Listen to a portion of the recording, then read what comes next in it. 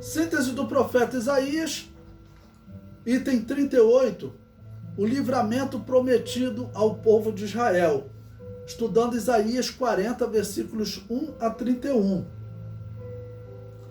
Bom, eu vou ler aqui do versículo 1 até o versículo 3, em que Isaías diz o seguinte: Consolai, consolai o meu povo, diz o vosso Deus. Falai benignamente a Jerusalém e bradai-lhe que já a sua servidão é acabada, que a sua iniquidade está expiada, e que já recebeu em dobro da mão de Yahvé por todos os seus pecados. Bom, quem ouviu essa primeira parte da profecia de Isaías, ele ficou maravilhado, né? Acabou o nosso sofrimento. Porém, o versículo 3 vai mostrar que essa profecia de Isaías não era para os dias de Isaías, para os dias de Ezequias, não era para aquela profecia local, mas era para o futuro. Que ele chega no versículo 3 e diz: Voz do que clama no deserto, preparai o caminho de Yahvé, endireitai no ermo vereda nosso Deus. João Batista é essa voz que clama no deserto. Ele preparou o caminho de Yahvé. Durante a grande tribulação, Deus enviará outra voz que clamará nesse deserto chamado Israel. Essa voz durante a grande tribulação serão as duas testemunhas. Nesse texto também nós vemos, né, como Isaías, por diversas vezes, ele diz que o Messias é Deus, que o Messias, ele é o próprio Yahvé. Então, por exemplo, nós temos na história da igreja e o seu relacionamento com Israel, diz a história que os judeus, eles até aceitavam o cristianismo, mas eles não aceitavam dizer que Jesus Cristo era Deus, que Jesus Cristo é Deus.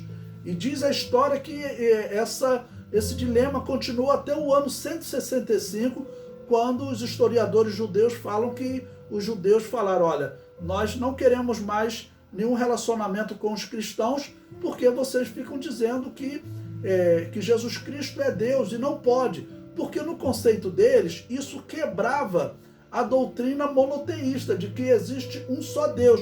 Mas Isaías está dizendo: preparai o caminho do Senhor, ou seja, preparai o caminho de Yahvé.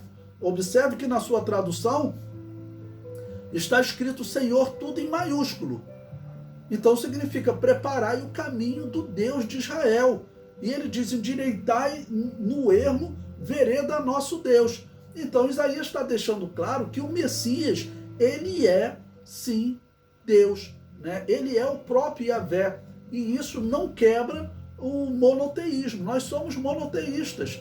Esse, eu digo que é o nosso primeiro dogma. A Igreja Católica, ela fez uma alteração nos nossos dogmas, no dogma que a Bíblia apresenta. Lembrando que dogma é uma doutrina fundamental que não pode ser mudada.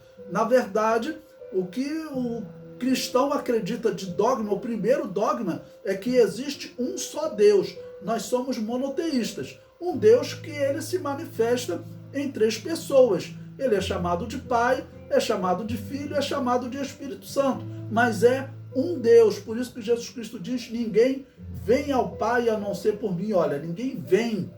Já vi pregadores falando errado. Ninguém vai ao Pai a não ser por mim. Está errado. Jesus Cristo disse: ninguém vem ao Pai a não ser por mim. Então nós estamos tratando de um Deus. Nós somos monoteístas. Esse é o nosso dogma. A doutrina da Trindade faz parte desse dogma. É um Deus manifesto em três pessoas. Tá bom? Então, Isaías está deixando claro a doutrina de que o Messias é Deus. Não era para os israelitas se espantarem com isso. Quando chega no versículo 5, ele diz: e a glória de Yahvé se manifestará, e toda a carne juntamente verá que foi a boca de Yahvé que disse isso. Então, os israelitas, ouvindo essa profecia de Isaías, eles podem ter tido até uma interpretação errada, né? Vamos dizer, acreditando que não haveria mais cativeiro para eles. Mas Isaías está, na verdade, falando do futuro. Se eles tivessem recebido Jesus como Messias, não haveria mais cativeiro para eles. Porém, vamos lembrar que nós estamos aqui Ezequias viveu próximo do ano 700 antes de Cristo. Depois disso, eles terão cativeiros. Os babilônios, tá bom? No ano 605 antes de Cristo, os babilônios invadem e levam os israelitas cativos. Depois os medo-persas, depois os gregos, depois os romanos. Então pensem o que significavam os israelitas lendo essa profecia. Por exemplo, nos dias de Jesus, se Isaías fala de uma maneira, né? Tá bom? Olha, o versículo 2, falai benignamente a Jerusalém e bradai-lhe que já a sua servidão é acabada e que a sua iniquidade está expiada. Eles devem ter interpretado isso nos seus dias, mas Isaías, pelo versículo 3, nós vemos claramente isso virá com a chegada do Messias, com aquele que preparará o caminho do Messias. É o que nós vemos acontecendo com João Batista. No versículo 8, ele diz, seca-se a erva e caem as flores, mas a palavra de nosso Deus subsiste eternamente. Se você ler o versículo 7, Isaías diz quem é essa erva, tá bom? O profeta deixou bem claro que o povo era a erva. Veja o que diz o versículo 7. Seca-se a erva e caem as flores, soprando nelas o hálito de Yahvé. Na verdade, o povo é erva. Então ele está dizendo, olha, essa erva são vocês. Essa erva simboliza a nação de Israel. No caso, formado hoje de Judá e Benjamim, mas vamos chamar de Israel. Então, eles é que iriam se secar. De alguma maneira, Isaías está dizendo o seguinte, olha, a voz do que clama no deserto preparará o caminho de Yahvé, ele virá, a glória do Senhor se manifestará, mas eles, infelizmente, vão se secar, ou seja, eles vão rejeitar o Messias. Prosseguindo, o comentário do livro diz, se ela não faz uso da fertilidade da terra, ela, a erva, não faz uso da fertilidade da terra, ela acaba por secar-se e as suas flores caem. Isaías já havia simbolizado a nação de Israel em uma erva que estava numa terra fértil, porém eles não faziam uso dessa fertilidade. Como que dizendo, estavam recorrendo a outras terras que não eram férteis. Na comparação, eles estavam recorrendo a outros deuses. A lição desse texto é, se o povo de Deus não fizer uso da fertilidade da terra, que é Deus, ele acaba secando-se e perdendo a sua glória. Então essa profecia, ela está anunciando João Batista como aquele que vem preparar o caminho do Messias, e Israel secando-se. Então o que eu vejo nessa profecia? Eu vejo Isaías anunciando que Israel iria rejeitar o Messias. Parece que eles nunca interpretaram dessa maneira. Chega no versículo 9, ele diz, tu, anunciador de boas novas a Sião, sobe a um monte alto. Tu, anunciador de boas novas a Jerusalém, levanta a voz fortemente, levanta, não temas, e dize às cidades de Judá, eis aqui está o vosso Deus. Ou seja, não era para os israelitas terem dúvida de que o Messias é Deus.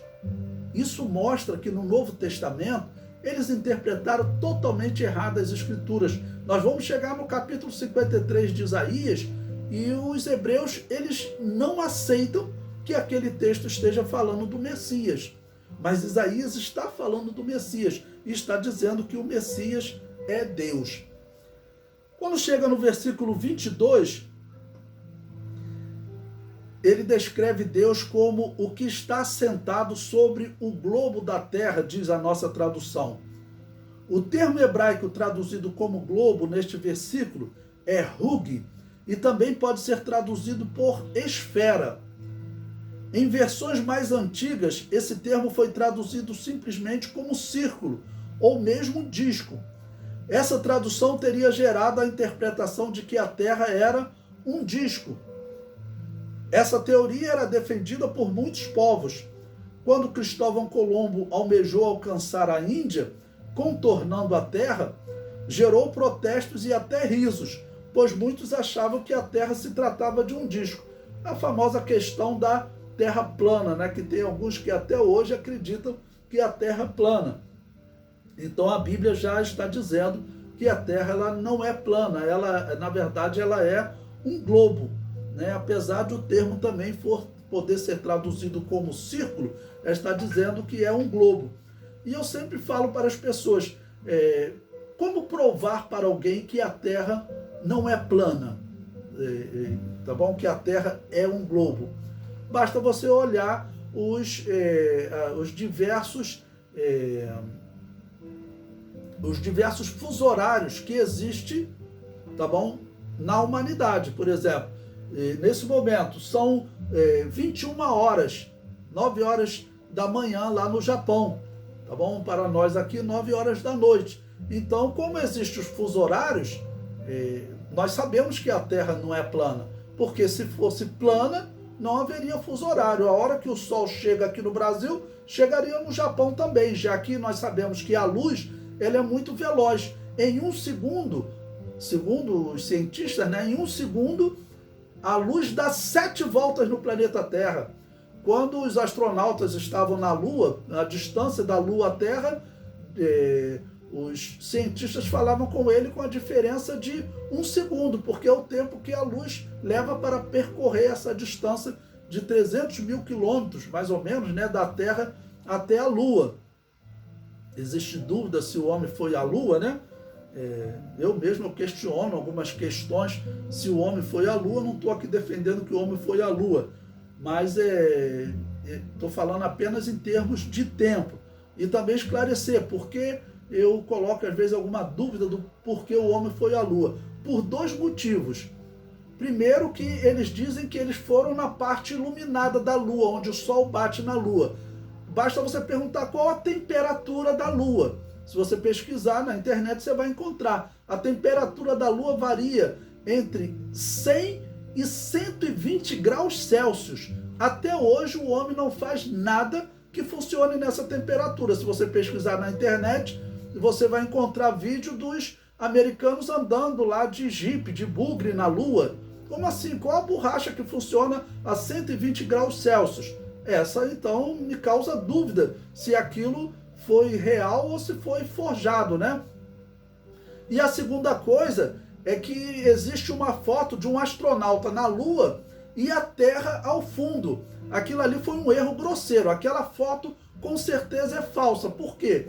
Porque eles botaram a Terra na proporção como nós vemos a Lua, tá bom? Ou seja, a Terra como sendo do mesmo tamanho da Lua. E a ciência diz, e parece que é comprovado, né, que a Terra é muito maior que a Lua. A Terra é 4 vezes maior que a Lua. Então tinha que aparecer uma bola bem maior do que o que nós vemos a Lua aqui. Então existe dúvida. Eu desconfio dessa ida do homem à Lua. No versículo 31, diz: os que esperam no Senhor renovarão as suas forças e subirão com asas como águia. Então ele disse, olha, o Messias é Deus, o Messias virá alguém anunciando, preparando o seu caminho, mas vocês rejeitarão, vocês secarão como erva. Olha, mas a palavra do Senhor vai permanecer. Ou seja, permaneceu a palavra, porque eles rejeitaram, mas um dia eles receberão Jesus Cristo como Messias. E esse dia nós acreditamos que está próximo. O comentário do livro diz: chega um momento do sofrimento que Israel pensa que Deus não está vendo o caminho espinhoso que ele está andando. Mas Deus se apresenta como aquele que dá vigor ao cansado e multiplica as forças ao que não tem nenhum vigor. Se Israel esperar no Senhor, eles renovarão as suas forças, resistirão à tribulação e verão o livramento do Senhor. Resistirão à tribulação porque, segundo a profecia, o sofrimento de Israel vai aumentar nesses últimos dias, né? Por quê? Porque vai se manifestar um que a Bíblia chama de anticristo, o evangelista João, nas suas epístolas, chama de anticristo, que esse causará o maior mal que Israel já sofreu na história da humanidade.